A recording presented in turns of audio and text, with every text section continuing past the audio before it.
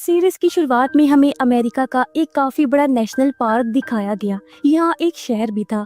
National park बहुत बड़ा था जिसके अंदर काफी सारी पहाड़ और जंगल थे। एक पहाड़ी के ऊपर दो ट्रैकर्स चढ़ रहे होते हैं। उन्होंने खुद को काफी मजबूती से बांधा हुआ था, क्योंकि अगर उन्होंने ऐसा नहीं किया तो वो काफी ऊंचाई से नीचे गिरकर मारे जा सकते थे। उनमें से एक ने ऊपर देखा जहाँ एक लड़की नीचे गिर रही थी, जो आकर उनकी रस्सी पर गिरी। तब दोनों ट्रैकर नीचे गिरने वाले थे, लेकिन उनकी मजबूत रस्सी की वजह से वो तीनों वहाँ बीच में लटक गए। दोनों लड़के तो बच गए थे, लेकिन लड़की मर चुकी थी। दूसरी तरफ हम जंगल में काइल नाम के एक ऑफिसर को देखते हैं, जो अपने बेटे के साथ बैठा बातें कर रहा था। तभी उसके पास कॉल आया और उसे हादसे वाली जगह क्राइम सीन पर आने को कहा जाता है। तब काइल अपने बेटे को अलविदा कहकर अपने घोड़े पर बैठकर क्राइम सीन पर आता है, जहाँ ऑफिसर्स मरने वाली लड़की की लाश को ऊपर लाने की तैयारी कर रही थी। यही एक नई ऑफिसर भी होती है जिसका नाम नाया है। काइल आसपास चेक करता है जहाँ उसे खून पड़ा हुआ मिला, और अब वो दोनों ट्रैकर्स से पूछताछ करने लगता है। ट्रैकर्स ने कहा कि उन्होंने लड़की के अलावा किसी और की आवाज नहीं सुनी और ना ही किसी को देखा था। अब काइल अपने आप को रस्सी से बांधकर नीचे उतारता है। उसने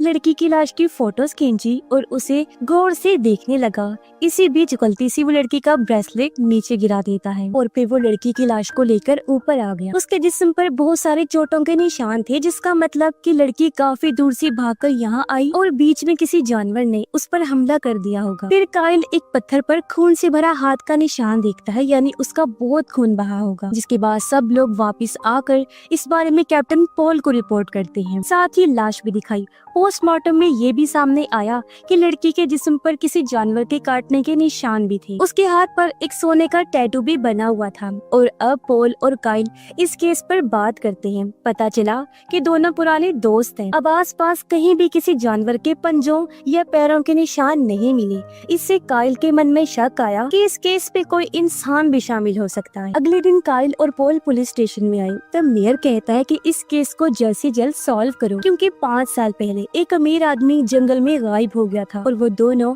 उसके केस को सॉल्व नहीं कर पाए, और आज फिर से एक जान चली गई। जल्दी से इसको हल करो, वरना लोग यहाँ हमारे नेशनल पार्क में आने से डरने लगेंगे। अगर ऐसा हुआ तो हमारा बिजनेस काफी हद तक कम हो जाएगा। मेयर ने काइल से कहा कि अमीर आदमी के वकील से बात करो, लेकिन वो अमीर आदमी के केस से नफरत करता था। रात को काइल ने पहाड़ी से नीचे आकर ब्रेसलेट को ढूंढ लिया। फिर आधी रात को उसने अपनी एक्स वाइफ को कॉल करके कहा कि 2 दिन बाद जो तारों भरी रात होगी, मैं उसे अपने बेटे के साथ देखूंगा। ये सुन उसकी वाइफ डैनी समझ गई कि वो नींद में है। उसने काइल को सो जाने के लिए कहा और फोन काट दिया। अब इस चीज से डैनी के दूसरे हस्बैंड को कोई फर्क नहीं पड़ता था। अगले दिन नाया काइल के घर पर आई, क्योंकि वही काइल के साथ इस लड़की के केस पर काम करने वाली थी, मगर उन्हें अभी तक लड़की का नाम नहीं पता चला था। अब दोनों उस लड़की के बारे में पता लगाने के लिए घोड़ों पर बैठकर निकल गए और जंगल में आते हैं। वो पहाड़ के नीचे उस जगह पर पहुंचे जहाँ से वो लड़की ऊपर गई थी, और वहाँ पर छानबीन करने लगे। उन्हें एक झोपड़ी मिली जो खाली थी। दोनों उसके अंदर गए जहाँ खून के निशान थे, यानी वो लड़की जख्मी होने के बाद यहाँ पर आकर छुप गई थी और उसने अपनी टांग पर लगी चोट को बांधा था। इसके अलावा वहाँ पर काफी सारे दूसरे निशान भी थे। तब काइल ने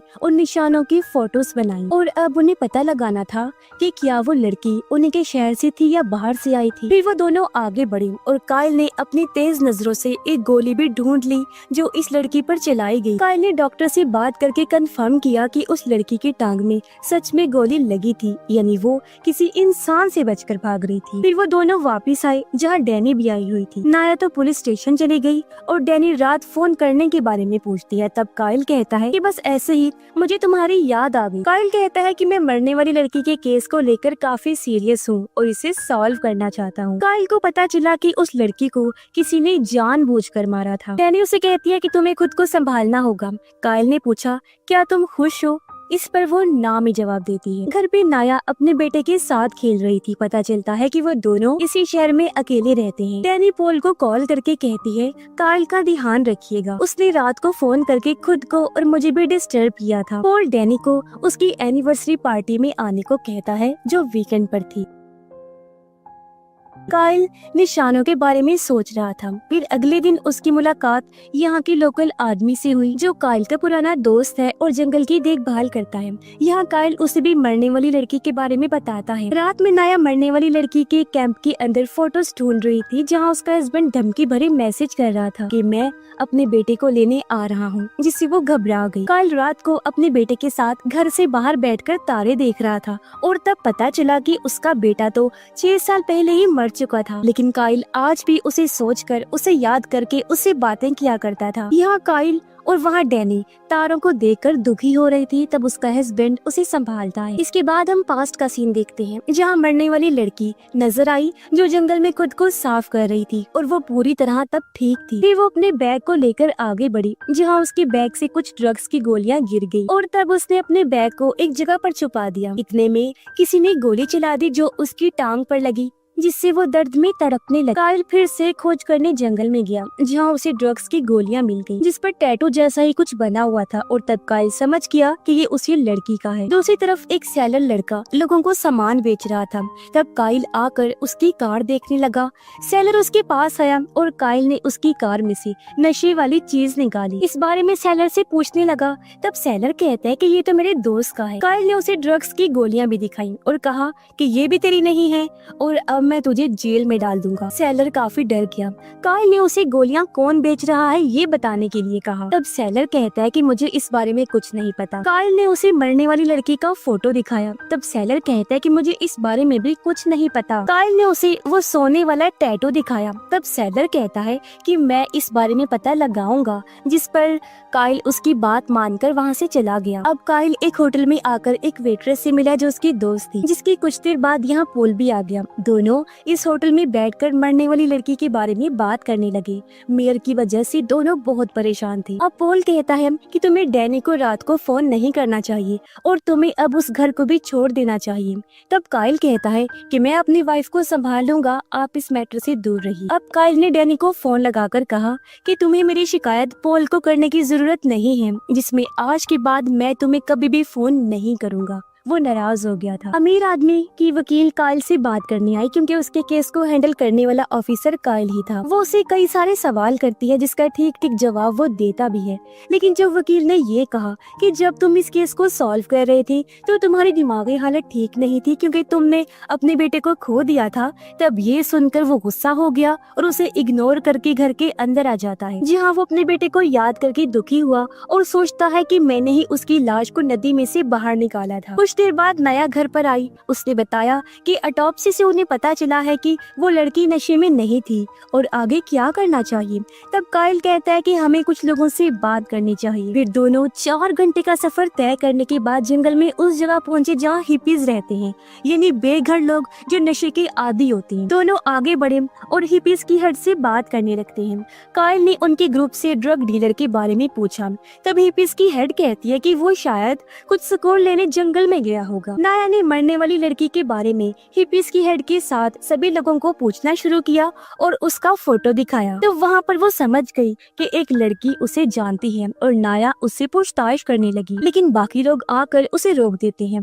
तब काइल नाया को लेकर निकल गया क्योंकि उन लोगों से उन्हें खतरा हो सकता था। साथ ही काइल ये भी समझ गया था कि उन लोगों को मरने वाली लड़की के बारे में पता है और खास तौर पर हिपीज की हेड जानती है और उन्हें अब ड्रग डीलर को भी ढूंढना है क्योंकि उससे कुछ पता लग सकता है। फिर हम एक शिकारी डेक्स को देखते हैं जो काइल का दोस्त था और काइल उससे मिलने आया होता है। काइल को डेक्स का जंगल में रहना बिल्कुल पसंद नहीं था। उसने मरने वाली लड़की के बारे में बताया। तब डेक्स कहता है कि हाँ, मैंने उसके बारे में सुना था, लेकिन उस लड़की के बारे में सच में मुझे कुछ नहीं पता। काइल पूछता है क्या तुमने ड्रग डीलर को देखा? तब डेक्स ने मना कर दिया। काइल ने डेक्स की गन को लेकर एक गोली मारी क्योंकि वो मरने वाली लड़की की गोली से इसको मैच करना चाहता था। उसकी यह हरकत डेक्स को बिल्कुल पसंद नहीं आई और काइल वहाँ से निकल जाता है। अब सेलर एक टैटू आर्टिस्ट के पास आकर सोने वाले टैटू के बारे में पूछता है। उसने कहा कि ऑफिसर काइल ने इस बारे में पूछा था जिसमें वो मरने वाली लड़की के जिस्म पर वो टैटू बना हुआ था। तब टैटू आर्टिस्ट कहता है कि वो टैटू मैंने नहीं बनाया और तुम्हें यहाँ से निकलना होगा। तब सेलर बाहर आया और वहीं पर उसे टैटू टैटू आर्टिस्ट का मैसेज आया कि इस टैटू के बारे में बात मत करना और यहाँ से निकल जाओ। तब सेलर ये सुनकर चौंक गया। रात में सेलर अपने घर का सामान लेकर कार में आया, तब पीछे से किलर ने आकर गला दबोचकर उसकी जान ले ली। अगले दिन पॉल के घर पर पार्टी चल रही थी, जहाँ पुलिस स्टेशन के सभी लोग आए थे। यहाँ काइल के साथ साथ डैनी भी आकर उससे बात करने लगी। वो दोनों पुराने दिनों को याद करने लगते हैं। यहाँ एक ऑफिसर नाया को काइल के बारे में सब कुछ बताता है। तालाब में कुछ लड़कियां नहा रही थीं। तब एक लड़की को सेलर की लाश तैरती हुई नजर आई, जिससे वो बेहद डर जाती है। रात को पुलिस स्टेशन में नाया काम में लगी, तब उसे एक छोटी लड़की का फोटो मिला जो मरने वाली लड़की जैसी दिख रही थी, और ये लड़की भी सालों पहले उन्हीं के नेशनल पार्क में गायब हो गई। तब नाया ने दोनों फोटोज को कंपेयर करवाया और वो दोनों एक ही थी, जिस लड़की का नाम था लूसी। काइल जंगल में था। लूसी कौन से रास्ते से गई थी ये पता लगा रहा था, जहाँ तभी उसे सेलर की लाश मिलती है। तभी उसे नाया का फोन आया। बताया गया कि मरने वाली लड़की का नाम लूसी था। अब हमें लूसी का पास्ट नजर आया, जिसमें वो अपनी माँ के साथ थी और दोनों बातें कर रही थी। पता चला कि लूसी की माँ मेंटली डिस्टर्ब थी और वो मरने के बाद की बातें किया करती। उसने अपने बारे में काफी बातें लूसी को बचपन में ही बता दी थी। उसकी माँ के नाक से खून बहने लगा, तब वो समझ गई कि वो ज्यादा दिन तक जिंदा नहीं रह पाएगी, और वहाँ से वो वापस अपने घर आ गई थी। कुछ दिनों बाद लूसी ने अपनी माँ को खो दिया, और अब से उसका ध्यान उसका सुतेला बाप रखने वाला था, जिसका नाम सैफ होता है। उधर वो दोनों पॉल को भी बता देते हैं कि मरने वाली लड़की लूसी थी, लेकिन 10 सालों पहले लूसी उसके डैड सैफ के घर को छोड़कर गायब हो गई थी। उसके बारे में किसी को कुछ नहीं पता चला था। सबको शक था कि सैफ ने ही उसे मार दिया होगा, लेकिन सैफ के खिलाफ कोई सबूत नहीं मिला। और तब नाया ने सैफ के बारे में पूछा। काइल कहता है कि उसे लूसी का खूनी समझकर किसी ने जान से मार दिया था, मगर उसके खिलाफ सच में कोई सबूत नहीं मिला था। काइल लूसी के भाई के बारे में बात करता है कि हमें उससे बात करनी होगी। फिर काइल बाहर आया, तब उसे वहाँ पर डैनी मिली। वो कहती है, मैंने तुम्हारी पॉल से कंप्लेन नहीं की थी, बस मुझे तुम्हारी फिक्र हो रही, और तुमने मुझे पूछा था क्या मैं खुश हूँ, तो सच ये है कि मैं खुश नहीं। मैं हमारे बेटे को बुलाने की कोशिश करती हूँ, लेकिन मैं ये नहीं कर पा रही, और काश मैं एक अच्छी माँ बन पाती।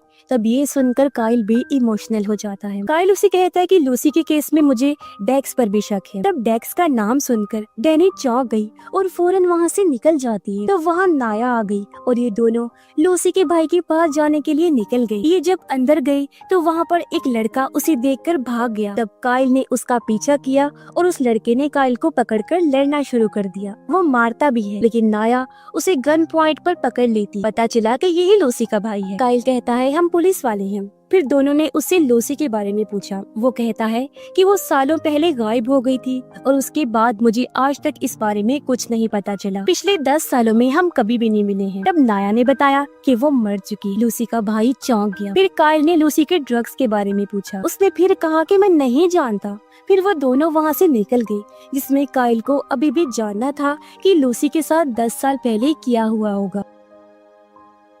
और अब नाया को लगा कि शायद उसके डैड और भाई के बर्ताव की वजह से वो घर छोड़कर चली गई होगी। दोनों वहाँ से निकलने लगे। तब काइल ने नाया के बारे में पता लगा लिया था कि उसके हस्बैंड के ऊपर ड्रग्स की चोरी का इल्जाम लगा था, और इसी वजह से वो पुलिस स्टेशन में सस्पेंड हो चुका था। काइल अपने बारे में बताता है कि मुझे नेचर, कुदरत की खूबसूरती के साथ रहना पसंद है।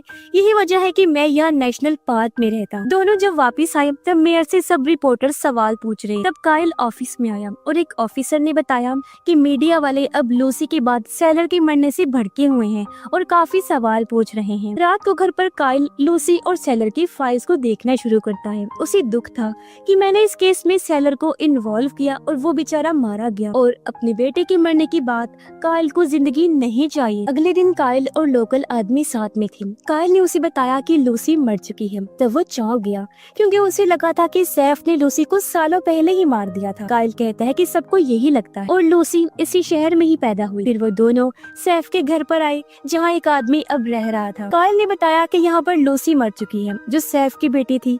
क्या वो इस घर में आती जाती थी? वो कहता है कि नहीं, लेकिन मैंने इस लड़की को सामने की पहाड़ पर देखा था जो भाग गई थी। तब काइल उस जगह को देखकर समझ गया कि लूसी वहाँ अपनी माँ के साथ यादों को ताज़ा कर रही हो। अब काइल लूसी के बारे में और भी चीजें जानना चाहता था कि वो इन सालों में कहाँ छुपी थी और यहाँ तक वापस कैसे पहुँची। अब काइल आकर टैटू आर्टिस्ट से मिला और उसने सेलर को टैटू के लिए मैसेज भेजा था। उसके बारे में वो पूछने लगा, तब टैटू आर्टिस्ट ने कुछ नहीं बताया। काइल ने टैटू आर्टिस्ट को सच बताने के लिए कहा और मारा। तब उसने उस टैटू का मतलब बताया। काइल ने ड्रग्स की गोलियों के बारे में पूछा और तब टैटू आर्टिस्ट कहता है कि मैं ड्रग्स का कारोबार नहीं करता, इसलिए मुझे इस बारे में कुछ नहीं पता और मैंने इसी वजह से सेलर को इन सब से दूर रहने के लिए कहा था। उधर नाया हिप्पीज के कबीले में आई जहाँ फिलहाल कोई भी नहीं था, इसीलिए वो झोंपड़ी के अंदर गई चेक करने, लेकिन तभी उसके ऊपर बहुत सारी लकड़ियाँ गिर पड़ी और वो झोंपड़ी के नीचे बनी गहरी केव यानी गुफा में जा गिरती है। फिर काइल उसके घर पर आया, तब उसने देखा कि वहाँ पर नाया की कार भी थी और घोड़ा भी है, लेकिन वो खुद नहीं थी, जबकि वो तो गुफा में फंसी हुई थी। वो आगे बढ़ी, तब उसे पता चला कि ये गुफा काफी लंबी है। यहाँ उसे एक काफी छोटा सा रास्ता मिला जिससे वो बाहर जा सकती थी। तब नाया उस रास्ते से तेजी से जाने लगी, लेकिन आगे जाने पर उसका सर दो पत्थरों के बीच में फंस गया और मुसीबत की बात कि वहाँ पर पानी भरता जा रहा था। तब नाया वहाँ पर काफी दुखी हुई क्योंकि वो मरने वाली थी, लेकिन तब पीछे से काइल आ चुका था और उसने नाया को शांत होकर पीछे आने के लिए कहा क्योंकि वो वहाँ नहीं पहुँच सकता था। तब नाया सबसे पहले अपने बेटे को याद करके शांत हुई और वो धीरे धीरे पीछे आई। तब काइल ने उसे वहाँ से बाहर निकाल लिया और वो नाया की तारीफ करने लगा क्योंकि उसने गुफा के बाहर बहुत सारे निशान छोड़े थे, इसी वजह से काइल वहाँ पर पहुँच सका था। अब इन्हें यहाँ एक मास्क मिला जिसके ऊपर ड्रग्स और टैटू जैसा ही निशान था। रात में नाया उसके बेटे के साथ आकर सो गई। वो बाल बाल बची थी। इस बात को याद करके वो काफी दुखी हो रही। काइल को तस्वीरों में लूसी के बचपन की तस्वीर मिली और फिर हमें लूसी का पास दिखाया जिसमें सैफ लूसी की माँ के मरने पर उसका पूरा गुस्सा लूसी पर निकालता था। तो वो अपने कमरे में काफी दुखी थी, लेकिन उसके कमरे में कोई और खिड़की से आया जिसे देखकर लूसी काफी ज्यादा खुश हो गई। फिर जब वो बड़ी हुई तो पहाड़ी पर आकर अपनी माँ को याद कर रही थी जैसा वो बचपन में फील करती। फिर लूसी वहाँ से भाग गई और काफी दूर अपने टेंट में आई क्योंकि वो जंगल में रहती थी। यहाँ उसके साथ एक हिप्पी लड़की भी थी। ये वही है जिसे फोटो दिखाकर नाया पूछ रही थी क्योंकि दोनों दोस्तें हुआ करती। उसने लूसी को दूर जाने से मना किया क्योंकि उसे लूसी की फिक्र थी, लेकिन लूसी ने उसकी बात नहीं सुनी और वो जंगल में आगे बढ़ी। जिस गुफा में नाया फंसी थी उसी गुफा में लूसी मास्क पहनकर चली गई। प्रेजेंट टाइम में काइल और नाया जंगल में जाने की तैयारी कर रही थी, जिसकी कुछ देर बाद दोनों जंगल में उसी गुफा के आसपास चीजें देख रहे हैं। वो जब गुफा के अंदर गई तो पता चला कि ऐसी बहुत सारी गुफाएं हैं और हजारों रास्ते हैं। जब ये दूसरे रास्ते से बाहर निकले तो उन्हें वहाँ पर काफी सारा कचरा मिला और वो कचरा शायद से ड्रग्स बनाने में यूज होता था। इन्हें वहाँ ड्रग डीलर के चेहरे का कटा हुआ हिस्सा मिला जिसे किसी ने बेरहमी से मार दिया था। उन्हें पता चला कि इसे एक हफ्ता पहले किसी ने मारकर यहाँ फेंक दिया और इसे गोली से मारा गया था। तब नाया ने उसके जिस्म के बाकी हिस्सों को भी ढूंढ लिया जिसे जानवरों ने नोच लिया होगा। उसके जिस्म के हिस्से वो हिप्पीज की हेड को दे देती हैं। काइल को शक था कि सभी कत्लों में ये लोग शामिल हो सकते हैं, इसीलिए काइल ने यहाँ पुलिस को बुलाया। उसने ड्रग्स के बारे में लूसी और ड्रग डीलर के बारे में पूछा, लेकिन हिप्पीज की हेड को इन सब के बारे में कुछ भी नहीं पता था। काइल ने पूछा कि तुम उस जगह पर क्यों रहती हो? तब उसने कहा कि जब मेरी लाइफ सेट थी तो मुझे पता चला कि मुझे कैंसर है। मुझे एहसास हुआ कि पैसा भी मुझे नहीं बचा सकता, इसीलिए मैंने वहाँ रहने का फैसला किया था क्योंकि मैं नेचर में मरना चाहती, इसीलिए मैं जंगल में आकर रहने लगी। अब देखो,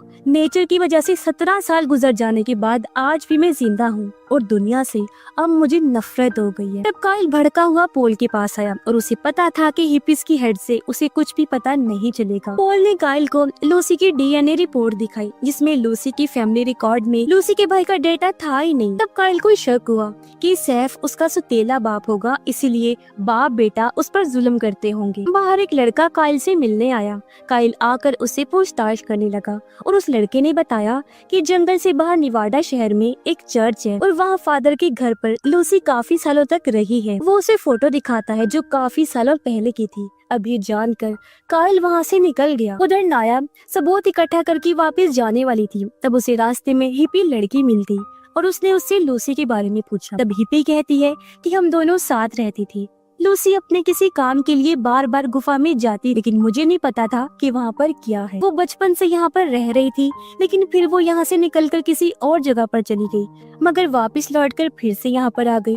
तब मुझे पता चला कि यहाँ की गुफाओं में वो एक लड़के से मिलती है जिससे वो प्यार करती। लूसी उसके साथ काम करती थी, लेकिन वो लड़का बहुत बुरा था क्योंकि वो दोनों ड्रग्स और पैसों का बिजनेस करते थे। लेकिन मुसीबत की बात तो ये है कि मुझे उस लड़के का नाम ही नहीं पता। मैं ऐसे लोगों से काफी डरती हूँ। फिर एक दिन लूसी यहाँ से चली गई और फिर कभी वापस नहीं आई। लूसी जंगल में ड्रग्स वाली बैग छोड़ती थी और उसकी क्लाइंट्स बैग में से ड्रग्स लेकर पैसे वहाँ रख दिया करती थी। हिप्पीज कबीले का एक लड़का भी लूसी का साथी था। ये बताकर हिप्पी वहाँ से निकल गई और अब नाया को काफी कुछ पता चल रहा था। रात होने पर वो काइल को लूसी का बैग दिखाती है जिसमें ही ड्रग्स और पैसों की हेरा फेरी होती थी। तब काइल समझ गया कि जंगल में शायद कहीं न कहीं ड्रग्स वो लोग बनाते होंगे। फिर नाया वहाँ से घर जाने के लिए निकल गई। अगले दिन काइल डेक्स से मिला और उससे ड्रग डीलर के बारे में पूछता है क्योंकि वो उसे जानता था। तब डेक्स कहता है कि ड्रग्स बेचने वाले के काफी सारे दुश्मन होते हैं। काइल कहता है कि तुम भी तो ड्रग्स लेते होगे। तब डेक्स ने मना कर दिया और कहता है कि नशे वाली चीजें बिजनेस के लिए अच्छी है लेकिन सेहत के लिए बिल्कुल नहीं, और मुझे इस केस से जुड़ी किसी भी बात के बारे में कुछ नहीं पता। नाया जब घर पहुंची तो वहाँ उसका हस्बैंड आ गया था जिसे देखकर वो डर गई। वो कहता है कि तुमने मेरे खिलाफ गवाही दी थी जिसकी वजह से मुझे सस्पेंड कर दिया गया और अब मेरे पास बिल्कुल पैसे और काम कुछ भी नहीं है, और अब तुम मेरे साथ चलो और झूठी गवाही दो कि ड्रग्स वाले पैसों का मुझसे कोई लेना देना नहीं है, फिर मैं हमेशा के लिए तुम्हें छोड़ के चला जाऊंगा। नाया कहती है तुम्हारी जॉब तुम्हारी रिश्वत लेने की वजह से गई थी, इसमें मेरी कोई गलती नहीं है।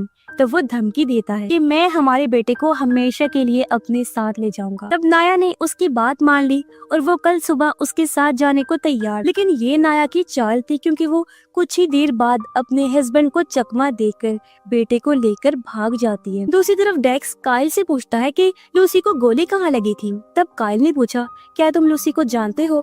इस पर वो हंसने लगा।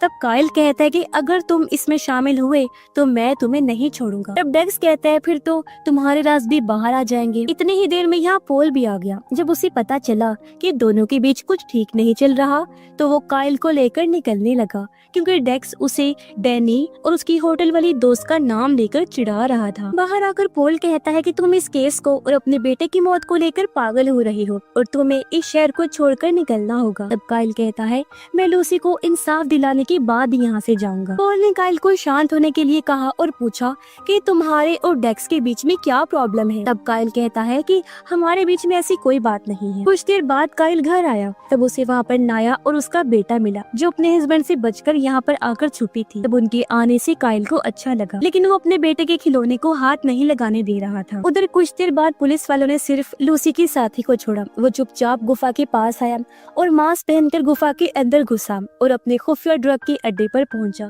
जहां उसका बॉस भी था जिसका नाम पैब्लो था। यहाँ पता चला कि पैब्लो ने ही सैलर लड़के को मारा था, जो चीज उसकी माँ से पता चलती है। फिर लूसी का साथी गुफा से बाहर निकला। तब उसे बाहर काइल और नाया ने पकड़ लिया। दोनों गुफा में जाकर सभी गुंडों को पकड़ना शुरू कर देते हैं। उनके आगे बढ़ने पर अंदर गोलीबारी शुरू हो गई। एक गुंडा वहाँ बॉम्ब फेंककर काफी बड़ा धमाका कर देता है। इसमें पैब्लो बाकी गुंडों के साथ गुफा में और अंदर घुस गया। तब काइल और नाया ने आकर काफी सारे गुंडों को मार दिया और पैब्लो को वहाँ पर पकड़ लिया। अब मेयर इस कामयाबी का सारा क्रेडिट खुद को देते हुए मीडिया के सामने खुद को हीरो कहने लगा। काइल और नाया को वहाँ पर ड्रग्स का शिकार बनी हुई कुछ लड़कियों की लाशें मिली जिनके सामान से उन्हें लूसी का बैग मिला जिसमें उसके कपड़े और फोटोज थी जिन्हें लेकर वो बाहर आ जाते हैं। कुछ देर बाद नाया अपने बेटे को संभालने लगी और डैनी काइल का इलाज करने लगी जिसमें वो खुश थी कि पता चल गया है कि शायद ड्रग्स माफिया ने ही उसे मारा होगा। तब काइल कहता है कि हाँ वो उनके लिए काम करती थी तो हो सकता है, लेकिन हमें इस चीज की वजह भी ढूंढनी होगी। और अब फिर से दोनों निकल जाते। काइल पुलिस स्टेशन आकर पैब्लो से पूछताछ करता है मरने वाले लोग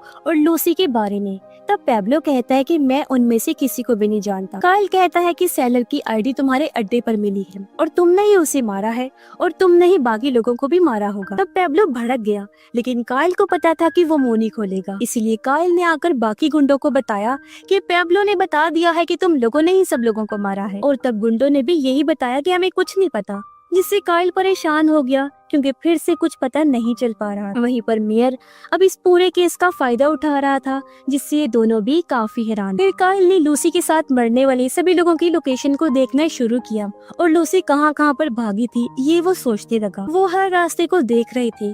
यहाँ उसकी मुलाकात लोकल आदमी से हुई और उसे बताया कि इस केस में मुझे खास कोई जानकारी नहीं मिल रही है। डैनी जब घर पर थी तो नाया का हस्बैंड अपने बेटे और वाइफ को ढूंढते हुए यहाँ आ गया। तब डैनी ने मना कर दिया कि वो यहाँ नहीं है, पर तभी उसका बेटा अंदर से बाहर आ गया और जब उसे पता चला कि ये दोनों अकेले हैं तो डैनी बच्चे को लेकर अंदर भागी। लेकिन नाया के हस्बैंड ने उसे पकड़ लिया और मारने की कोशिश करने लगा, पर तभी पीछे से काइल आ गया और उसे पकड़ के बहुत मारता है। रात होने पर काइल फिर से लूसी के बारे में सोचता है, जहाँ उसके पास कॉल आया और उसे बताया गया कि डैनी ने अपनी जान लेने की कोशिश की है और वो हॉस्पिटल में है। काइल उससे मिलने आया, जहाँ डैनी उससे माफी मांगती है क्योंकि उसने पास्ट में काइल की बात ना मानकर कुछ बहुत गलत किया था। फिर डैनी का हस्बैंड आकर काइल को कहता है कि तुम लोगों के बीच जो गलत हुआ मैं उसके लिए दुखी हूँ, लेकिन मैं डैनी को बचाना चाहता हूँ और तुम्हें मेरी मदद करनी होगी, क्योंकि डेक्स के फोन आने के बाद ही डैनी ने ये किया था। तब काइल ये सुनकर चौंक गया और वो डेक्स को ढूंढकर उसे मारना शुरू कर देता है। उसने कहा कि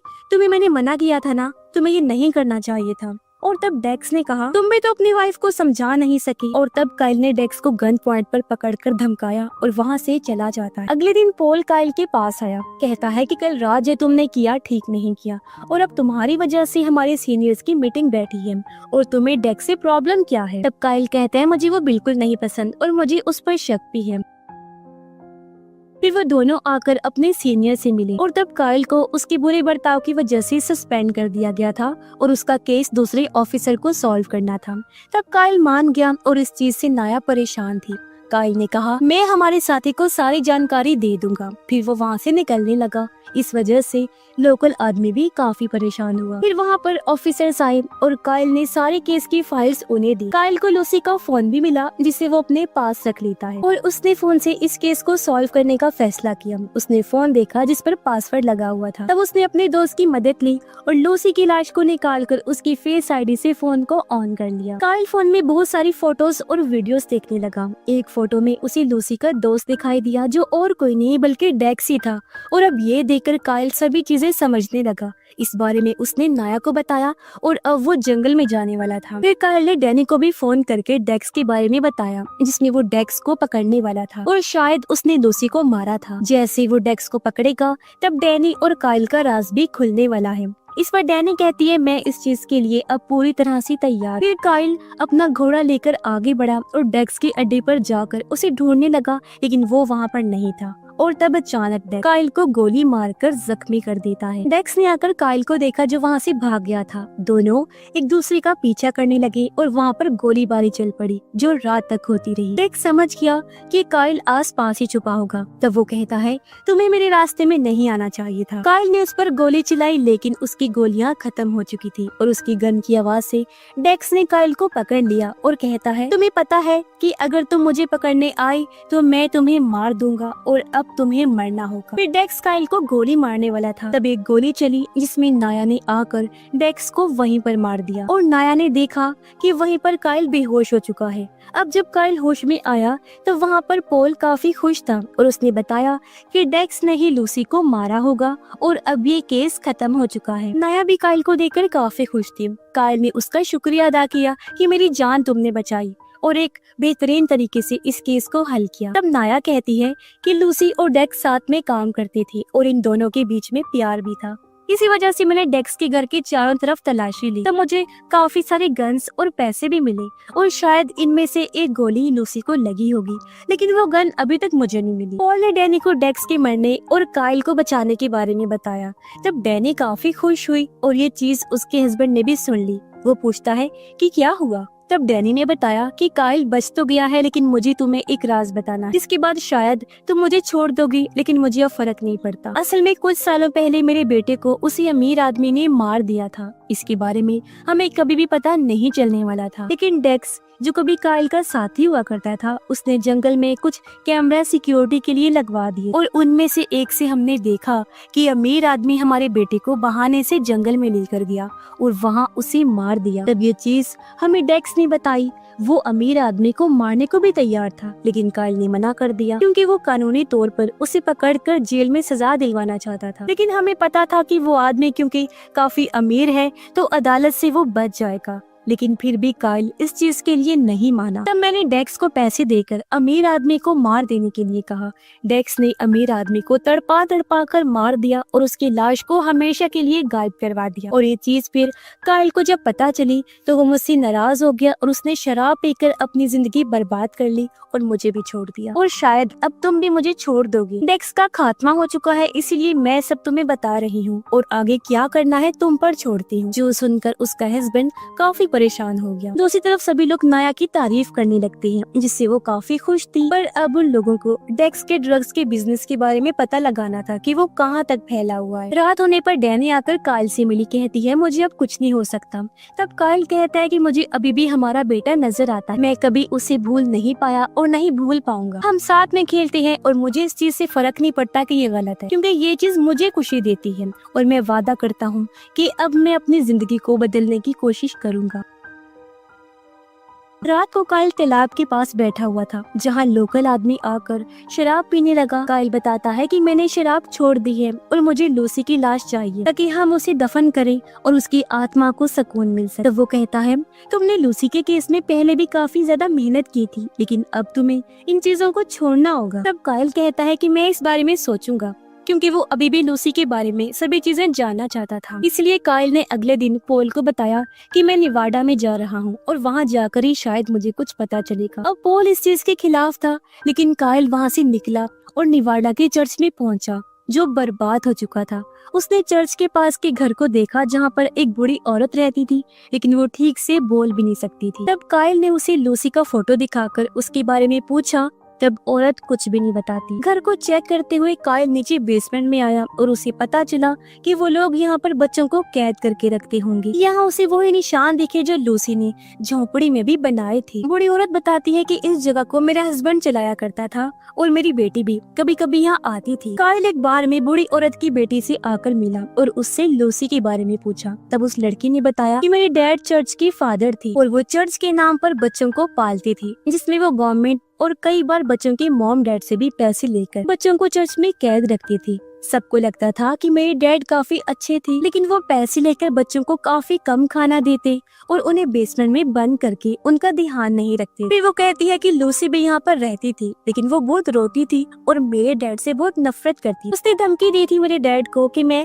पुलिस वाले की बेटी हूँ जो आकर तुम्हें पकड़ लेगा, लेकिन फिर एक दिन वो भाग गई। और अब ये सुनकर काइल चौंक जाता है। वो पॉल को फोन करता है और इस केस को सॉल्व करने में मदद मांगता है। कुछ घंटों के बाद वो दोनों तालाब के पास मिले। पॉल ने काइल से पूछा कि तुम्हें क्या पता चला। तब काइल कहता है कि लूसी चर्च में ही रहती थी। मैंने उसके डीएनए रिपोर्ट को फिर से चेक किया, तब मुझे पता चला कि उसका डीएनए आपकी बेटी से मैच हो रहा है, जो तुमने पेपर से हटाकर मुझसे पहले ही छुपा दिया था, यानी असल में लूसी तुम्हारी बेटी। तो पॉल ने इस चीज को मान लिया और कहा कि इस बारे में मेरी वाइफ को नहीं पता था, लेकिन फिर लूसी की माँ ने मरने से पहले उसे बता दिया था कि मैं ही उसका असली बाप हूँ। तब काइल ने पूछा कि क्या तुमने लूसी को सैफ के घर से भगा दिया था। तब पॉल ने कहा कि हाँ, क्योंकि लूसी की माँ ने मुझे कहा था कि सैफ उन दोनों को मारता है, इसलिए मैंने लूसी को वहाँ से भगाकर चर्च के फादर के पास छोड़ा। सुनने में आया था वो काफी अच्छा फादर था।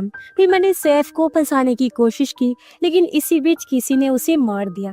तब काइल कहता है कि तुम उसे लेने वापस क्यों नहीं गई। फादर और उसकी फैमिली बच्चों को काफी मारते पीटती। तब पॉल कहता है कि मुझे अपनी फैमिली को भी तो देखना था ना, लेकिन फिर लूसी बड़ी होकर वापस आ गई और अगर वो सबको सच बता देती तो मुझे सब सच खोलना पड़ता। मैंने उसे काफी सारे पैसे और घर भी ऑफर किया, लेकिन वो फिर भी नहीं मानी। मुझे पता चला कि वो डेक्स के साथ रह रही है। फिर वो मुझे ब्लैकमेल करके मेरे से पैसे लेने लगी और उसे मैंने काफी सारे पैसे दिए भी थे। और फिर मुझे पता चला कि वो इसी जंगल में रहने लगी थी और इसी वजह से मैंने उसे यहाँ से निकलने के लिए कहा। लेकिन फिर एक दिन वो मेरी पोती को लेकर जंगल में घूमने चली गई। तब मैंने उसका पीछा किया। मैंने अपनी पोती को घर छोड़ा और उसे समझाया कि उससे ये जगह छोड़नी हो, लेकिन वो भाग रही थी और मैंने उसे रोकने के लिए उसके पास गोली चलाई जो गलती से उसकी टांग पर लगी और फिर वो वहाँ से भागी। तो मैंने उसका पीछा किया। मैंने उसे सिर्फ समझाना चाहा था, लेकिन वो काफी डर गई थी और भागते भागते जख्मी होकर पहाड़ी के पास आ गई। उसने अपनी जान ली और नीचे गिरकर वो मारी गई।